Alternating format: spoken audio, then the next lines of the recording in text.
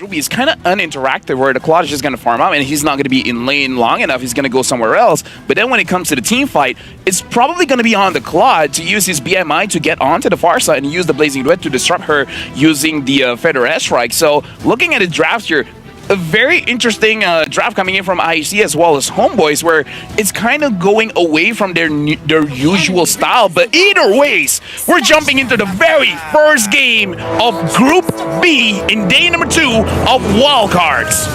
Based on my experience though, LaFell, it does seem like, for Bebex onto the Ruby, it's, I would say, on paper, it would make sense that it's going to be a non-lane, right? For the Claude, just utilize the rage, go for the farm, use the battle mirror image whenever Bebex walks up. But the Ruby is very, it's so deceiving. You think she's a melee hero that can't really poke you down, but the range of that passive is quite massive, and you will be able to bully your opponent usually. So as long as IHC are able to funnel some resources into the bottom lane, not really, gold or XP, but mainly just some pressure relieved off of that lane would be really good. But Ethan, starting the cop, forced to flicker early on, not even the first minute, and now he will pop that power of nature to escape.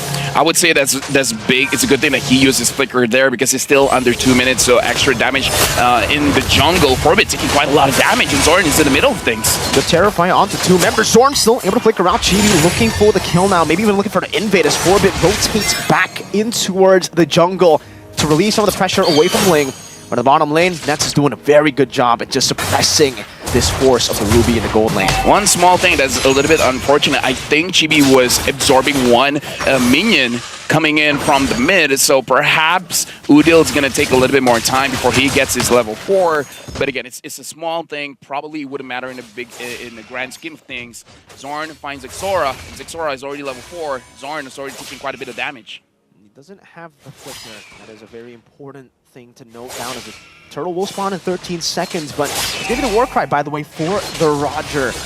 And for Xora, it's the QC, not the Warcry we're used to. Zorn walking up, getting knocked up. Ethan doesn't have the flicker now. That's going to be Xora jumping in, but Chibi does a whole lot of damage. Already took the purple buff earlier. Xora will be able to walk back into the purple buff. Both teams not setting up for the turtle. I feel like Chibi has the right idea here. You got to make sure that IHC Esports is always below 50% health though, but Zorn taking a lot of damage. Looks like he's gonna get taken down. No, he still survives. And the Eternal Guard actually turns it around. That's the penalty zone, but it will not be able to save Forbid in the mid lane. First blood over to Homeboys. I was gonna say, Homeboys, their idea is to make sure that everyone coming in from IHC Esports have very low HP before contesting anything, to make the threat of Chibi actually going in with the light compounds being very, very high. It's like, sorry, he still wants it, supply gets it. Mid-air, he catches him with the onward, and Xora is gonna be bursted down by Udil. Now the turtle taking Chibi, walking up into the enemy jungle, invading already, trying to take as much as he can to punish Xora. Looks like with this draft, Homeboys is able to pick up the tempo. IHC Esports, having a jungler, a Ling as the jungle, you want to make sure that you're able to farm up as safely as you can. Looks like he's having a little bit of trouble, but even so, in terms of the gold, it's only 500 gold difference, and it does look like Xora is going for a Berserker Fury first item, so he's not going to be that far behind. Walking up again, Forbit going to be knocked up. Ethan used the power of nature earlier, and Bebex has rotated, but in the early game, I can't help but say, for Bebex at least, he's kind of failed to utilize that pressure. Udil, on a barrier, not able to really go for anything. Bebex, with I'm offended onto 2 members, right in the middle. Fury, the wall charge with the Feather Airstrike, gets comboed together. Xora would attempt to blaze, jumping into this fight, but Suppot will also rotate much quicker. And now see the Bebex caught all alone, running away. That's cutting him down slowly but surely, with one last battle mirror image to the front to take him down. I don't know whether that is worth it or not for IHC Esports. That was a good engage. Make sure you're doing something and not nothing. But the fact that you gave Nats an assist as well as a kill makes it so that he gets his Trinity item faster. And this is why I was questioning the Ruby going up against the Claude. Even though, yes, like you said, having more range is going to be good, but Nats on his Claude, he's very careful. When he's using the scaling kind of marksmen, he doesn't trade all that much, and it looks like it translates into this game. No. Replayception! Replayception. This is the replay earlier in that skirmish. It was such a good layer of CC from IHC, but Homeboys just played it well. They knew only 2 of their members were caught there. Looks like Suppot's going to be taking some damage, but he does still have the Primal Wrath, and IHC will not decide to commit under that tier 1. And again, one thing that you got to take note was that during that replay, we saw Nats actually controlling his range very well. He's making sure that his positioning is good. As I say that, he's standing face-to-face against bebex. You know, maybe, talk about timing. Yeah, maybe you don't try to predict things. Yeah, like you taught me this at M3, man. True. Maybe I should stop talking. Good barrier. You want to try to slow the pace of the game down because Homeboys at this point with... Hey, actually, if we take a look at the gold lead, it's not that big. The Terrify with the Eternal Guard. Udil being able to chunk Ethan, but he has the power of nature. Walks up now as Xora does some damage. Sapot not go over to Onward just yet. Pops the Primal Rat. Assassin moving a wild charge into the back line. That's a steal from Xora.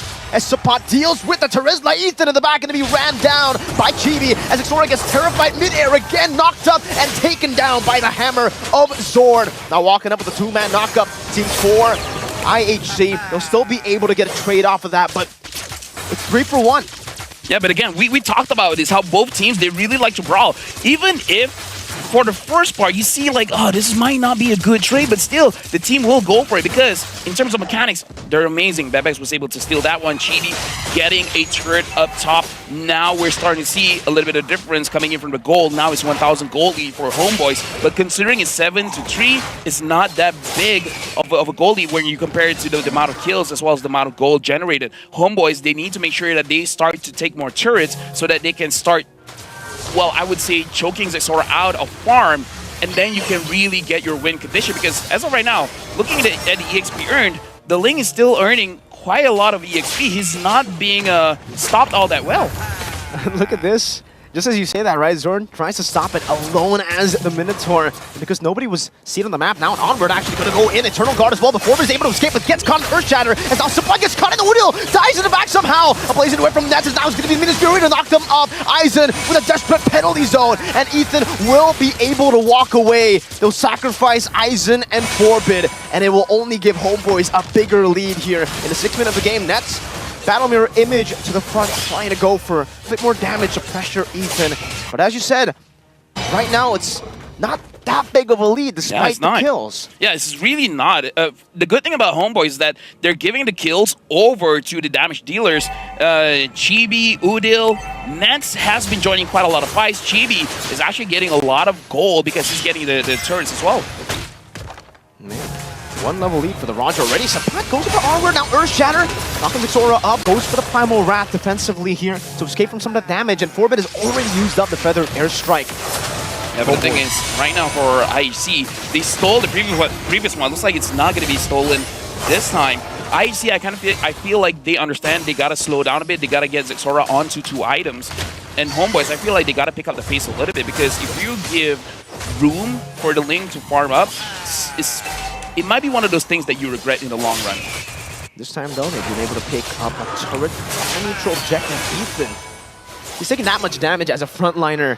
Just up against Udil, by the way. This is a Vixana, and he's doing so much burst damage early on. Xora is still, trying to look for that farm, but he is 1 level down.